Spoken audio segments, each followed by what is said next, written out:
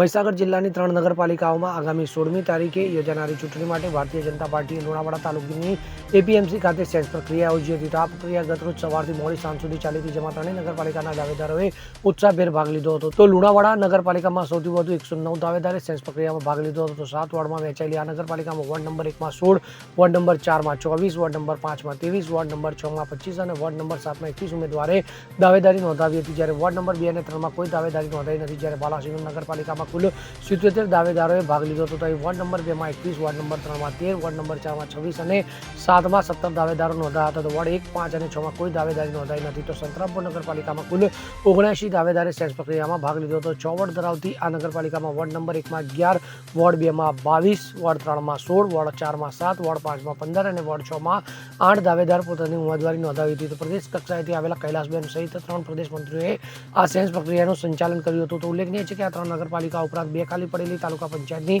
પેટા ચૂંટણી માટે પણ સેન્સ પ્રક્રિયા યોજવામાં આવી હતી. ત્યારે હવે સેન્સ પ્રક્રિયા પૂર્ણ થઈ છે અને કોને ટિકિટ મળે છે તે હવે જોવું રહ્યું. Bureau report, CN24 news. હવે જુઓ દેશ દુનિયાની તમામ ખબરો તમારી આંગળીના ટેરવે. ઉઠાવો મોબાઈલ અને Google Play Store પરથી ડાઉનલોડ કરો અમારી CN24 ન્યૂઝ મોબાઈલ એપ.